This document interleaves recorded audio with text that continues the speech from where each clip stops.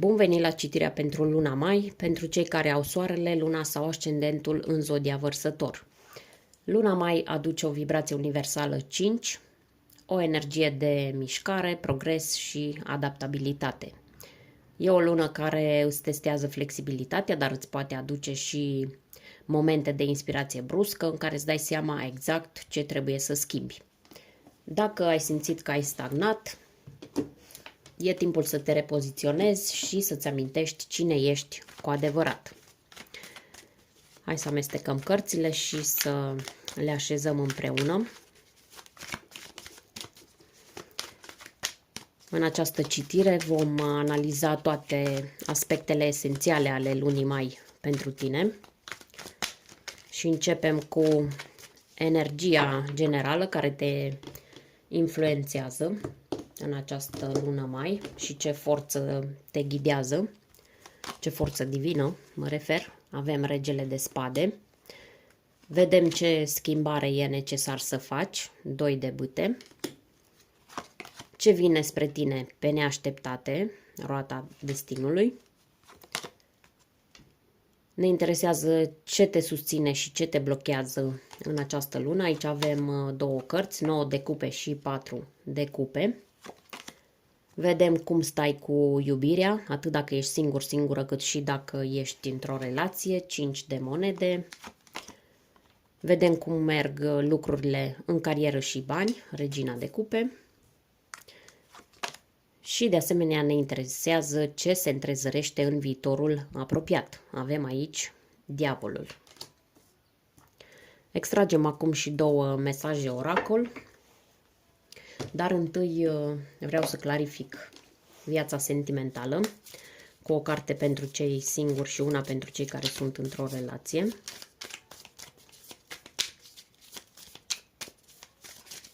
Și poziția viitorului apropiat vreau să-l clarific. Aici avem diavolul. Hai să vedem pentru cei singuri. Alegem intuitiv. Mai amestec o dată că văd că am ieșit din cadru.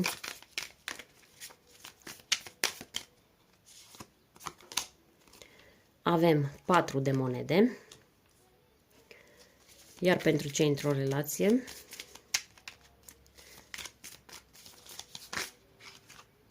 avem aici 3 cărți. Le putem lăsa, nicio problemă. Avem 6 de cupe, soarele și asul de monede. Le aranjez după aia. Hai să vedem cu viitorul apropiat. Ce vrea să ne spună arcana majoră numărul 15, diavolul.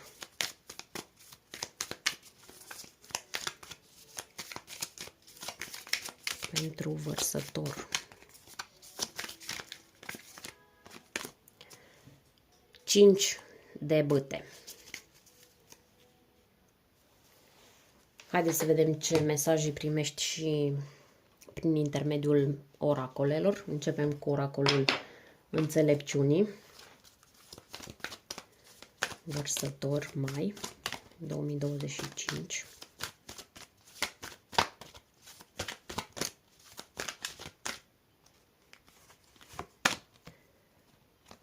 Numărul 45. Este timpul să pleci. Hai să vedem și din secretul ce mesaj primești.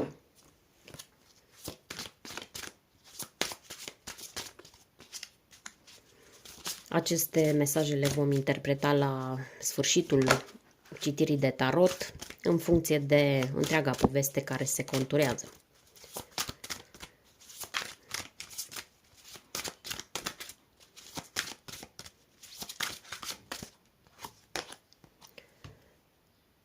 Este mai mult decât suficient.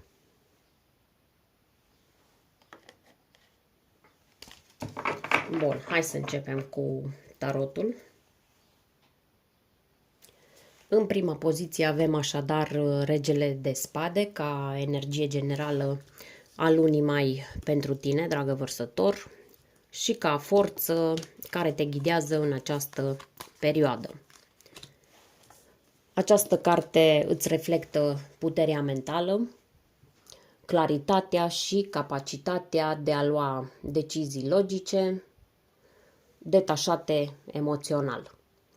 Nu este o lună în care să te lași condus de impulsuri sau de sensibilități, ci este o perioadă în care ești ghidat sau ghidată să te bazezi pe mintea ta limpede, pe adevăr și pe justiție. Poate fi vorba și despre o nevoie acută de a pune ordine într-o situație care a fost ambigu gestionată până acum, fie într-un contract, într-o conversație importantă sau într-o relație unde simți că ai tăcut prea mult. Fiind o carte asociată cu semnele de aer, Gemeni, Balanță, Vărsător, Regele de Spade poate chiar să te reprezinte direct pe tine. Ești chemată să te ridici în propria ta autoritate, să spui lucrurilor pe nume și să-ți aperi valorile, dar fără a deveni rigid sau rece. Este o lună în care adevărul spus cu demnitate poate deschide drumuri închise de mult.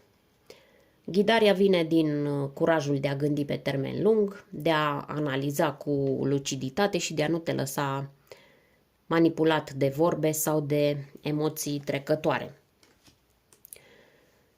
Poate ai alături un mentor, un consilier sau pe cineva cu autoritate care te susține, dar cel mai important este că vocea rațiunii tale devine mult mai clară în această perioadă. Așadar, ascult-o. A doua carte este Doi de bâte și această carte îți arată foarte clar ce schimbare e necesar să faci în luna mai. Doi de bâte vorbește despre o alegere între a rămâne într-o zonă cunoscută, dar limitativă, și a păși într-un teritoriu nou, poate nesigur, dar plin de potențial. Doi de bâte apare atunci când simți că ai mai mult de oferit, dar ceva te ține pe loc. Poate o indecizie, un atașament față de confort sau chiar lipsa unui plan concret. Schimbarea necesară aici e una de perspectivă și de curaj. Nu mai este vorba doar despre visare, ci despre acțiune. Poți să stai și să contempli toate scenariile posibile, dar dacă nu faci primul pas, rămâi blocat sau blocată într-o eternă planificare. Luna mai îți cere să alegi dacă continui cu ceea ce ți este familiar, dar care nu te mai provoacă, sau îți asumi riscul de a merge mai departe spre ceva ce te poate crește. Această carte apare adesea în preajma deciziilor legate de călătorii, de relocări, de schimbări de carieră, parteneriate internaționale sau lansări de proiecte personale. Ai o viziune, ai un scop, dar acum trebuie să te și miști în direcția acestuia. Poate fi vorba și de o schimbare de atitudine. De exemplu, să nu mai aștepți ca totul să fie perfect înainte să acționezi. Perfectul nu vine niciodată, dar direcția potrivită ți se dezvăluie pe parcurs. Pentru poziția 3, ce vine spre tine pe neașteptate, ai primit Roata Destinului, o carte puternică, o arcană majoră care anunță intervenția sorții în viața ta. Este asociată cu planeta Jupiter, guvernatorul abundenței, al expansiunii și al norocului, și poartă în sine energia zodiilor fixe: Leu, Taur, Scorpion și Vărsător, ceea ce leagă această carte direct și de tine. Roata Destinului semnalează o schimbare inevitabilă care poate părea bruscă, dar are scopul de a te scoate dintr-un ciclu repetitiv sau dintr-un punct de stagnare. Ceea ce vine spre tine pe neașteptate în luna mai nu este ceva mic. Poate fi o întorsătură de destin, poate fi o oportunitate, o revelație sau chiar o închidere bruscă de capitol care însă te propulsează înainte. Ce este fascinant cu roata destinului e că nu prea poți controla ceea ce vine, dar poți controla cum reacționezi. Dacă accepti această mișcare și lucrezi cu ea, în loc să îi te opui, ai șansa de a ieși dintr-un cerc vicios și de a urca la un nou nivel. Aici poate fi vorba despre o întâlnire karmică, despre o ofertă venită de nicăieri sau chiar poate fi vorba despre un eveniment extern care te face să-ți regândești complet traseul. Dacă ai simțit în ultima vreme că ceva mare se pregătește în fundal, această carte vine să-ți confirme că da, ai intuit bine. Și ceea ce se pregătește este în favoarea ta, chiar dacă la început poate părea haotic sau chiar destabilizator. Următoarele cărți ne arată ce te susține și ce te blochează în această lună. Ce te susține 9 de cupe, ce te blochează 4 de cupe. Ambele cărți fac parte din suita de apă, asociată cu emoțiile și cu semnele Rac, Scorpion și Pești. Și asta înseamnă că în luna mai, lumea ta interioară, dorințele și satisfacțiile și insatisfacțiile emoționale, deci lumea ta interioară va avea un rol decisiv în felul în care îți gestionezi viața practică. 9 de cupe ca energie de susținere este cunoscută și drept cartea dorinței împlinite. Ea indică faptul că în luna mai ai deja în interiorul tău sau în viața ta o mulțime de motive de bucurie, ai confort și abundență emoțională. Te susține faptul că ai atins un anumit nivel de stabilitate sau de satisfacție personală, poate chiar într-un domeniu în care altădată nu aveai speranțe. Este o lună în care poți atrage ceea ce îți dorești cu adevărat dacă știi să apreciezi ceea ce ai și să pornești dintr-un sentiment de recunoștință și încredere. Pe de altă parte, 4 de cupe în poziția de blocaj semnalează pericolul de a fi nemulțumit, de a nu vedea ce ți se oferă sau de a respinge oportunități doar pentru că nu arată exact așa cum ți-ai imaginat. Poate că aștepți ceva mai mare sau ceva mai special și astfel riști să ignori ceea ce deja ți se oferă. Poate te compari prea mult cu alții sau îți spui că nu e suficient când de fapt ai în față o șansă reală.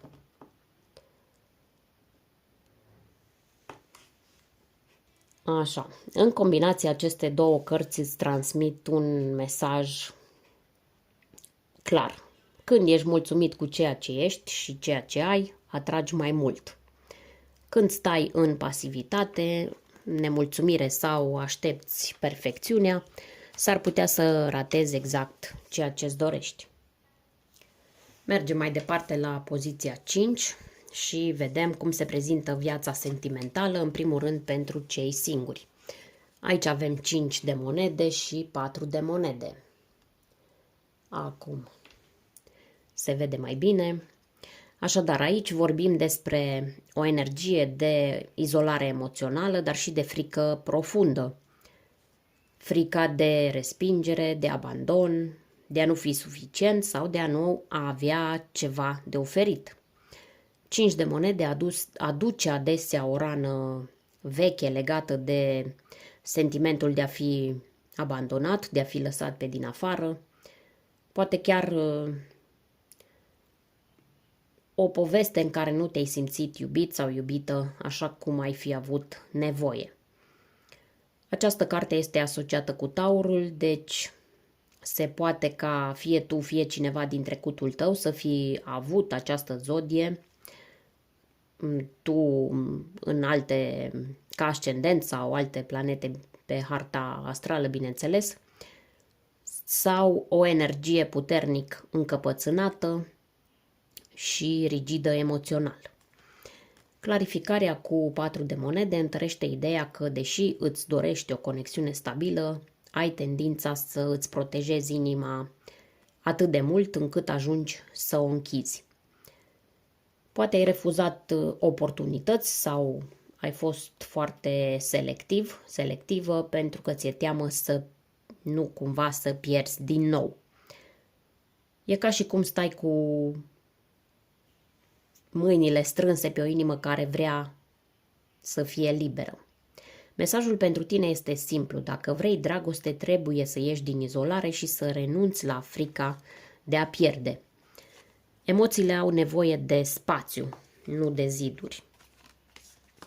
Pentru cei aflați într-o relație, clarificarea vine cu soarele, 6 de cupe și asul de monede. Aceeași carte de bază, 5 de monede, capătă cu totul alt sens aici și pare că în cuplu există o perioadă de dezechilibru emoțional sau chiar financiar. Poate unul dintre voi se simte neglijat sau simte că poartă tot greul singur. Însă clarificările sunt extrem de promițătoare. Soarele, care aduce o energie de leu, aduce totodată claritate, iubire sinceră și dorința de conectare. 6 de cupe arată o legătură profundă, poate chiar una karmică sau din copilărie și arată nevoia de a vă aminti de ce ați început această relație împreună. Asul de monede promite un nou început solid, posibil chiar o decizie importantă legată de casă, de stabilitate financiară sau de viitorul vostru comun. Dacă ați trecut printr-o perioadă de distanțare, luna mai poate fi un moment de reconstrucție reală. Unul dintre voi face un gest de apropiere, iar celălalt are ocazia să răspundă cu inima deschisă. Este o lună în care trecutul poate fi vindecat, iar relația poate prinde rădăcini mai sănătoase, dar, bineînțeles, cu condiția să existe reciprocitate, generozitate și claritate. În ceea ce privește viața profesională și financiară, în luna mai,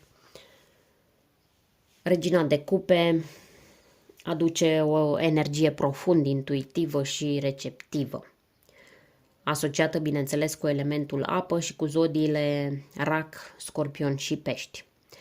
Această regină nu ne vorbește despre viteză, bani rapizi sau lupte pentru putere, ci despre a lucra cu inima. În plan profesional poate indica o perioadă în care te apropii de meseria ta cu mai multă empatie și compasiune. E posibil să lucrezi cu oameni, să fii în slujba celorlalți sau să aduci sprijin emoțional prin ceea ce faci. De asemenea, poate fi un moment ideal să te reîntorci la o pasiune veche sau să dai o notă mai creativă activității actuale. Uneori această regină apare când cineva se gândește să devină mentor, terapeut, consilier, artist sau chiar să-și transforme hobby-ul în profesie. Financiar, lucrurile pot părea stabile, dar ți se sugerează să nu ignori ce simți în raport cu munca ta. Dacă simți că te epuizează emoțional sau că nu mai rezonezi cu mediul în care îți desfășori activitatea, luna mai îți oferă intuiția necesară pentru a lua decizii importante. Această regină îți transmite că succesul nu înseamnă doar cifre, ci și aliniere cu sufletul tău. Ascultă-ți intuiția și vei vedea că îți poate spune exact unde merită să îți investești energia și unde doar te sacrifici fără sens. Iată că am ajuns deja și la poziția 7. poziția viitorului apropiat, unde ai primit arcana majoră, diavolul, și clarificarea cu 5 de bâte. O combinație intensă și provocatoare, dar foarte clară în mesaj. Diavolul este asociat cu zodia Capricorn, și cu energia planetei Saturn, care este guvernatorul lecțiilor dificile, al limitărilor și al karmei. 5 de bâte aduce conflicte, competiție, tensiuni. Acestea sunt adesea generate de ego, de frică sau de nevoia de validare. Împreună, aceste două cărți prevestesc un moment tensionat în viitorul apropiat, un moment în care ești provocat sau provocată să recunoști unde te sabotezi singur sau singură sau unde ești prins sau prinsă într-un tipar toxic, fie în relații, fie în muncă, fie în gândire. Așadar, pot apărea conflicte cu persoane care încearcă să te domine sau să-ți impună voința lor, sau poate fi vorba aici despre o luptă internă, o luptă între ceea ce știi că merită, conform regelui de spade de la început, și ceea ce îți aduce satisfacție imediată, dar superficială. Viitorul apropiat te pune față în față cu o tentație. Să rămâi într-un mediu sau într-o relație care îți consumă energia. Poate fi vorba că vei intra într-un conflict de orgoliu sau vei fi tentată să te lași distrasă de frici, de dependențe sau de neîncredere. Diavolul te provoacă să-ți recunoști lanțurile. 5 de bâte te arată luptând, dar întrebarea este: merită această luptă? Sau te ține prins acolo unde nu mai este loc de evoluție? Este o avertizare, dar și o chemare la eliberare aici. Ai ocazia să ieși dintr-un cerc vicios dacă alegi să nu mai reacționezi impulsiv și să nu intri în jocuri de putere. Energia lunii mai vrea să te vadă liber, nu captiv în vechi povești. Acum că am parcurs toate pozițiile de tarot, hai să interpretăm și mesajele oracol. Primul mesaj pe care l-ai primit este numărul 45 din oracolul înțelepciunii, care îți spune că e timpul să pleci. Acest mesaj vine ca o confirmare finală a ceea ce ți-au transmis deja 2 de bâte și roata destinului. Este timpul să lași în urmă o etapă, un ciclu sau chiar un loc fizic care și-a încheiat rostul în viața ta. Fie că vorbim despre o relație, despre o situație profesională, poate de o mentalitate limitativă sau de un atașament de trecut, ideea este că universul te îndeamnă să te eliberezi cu încredere.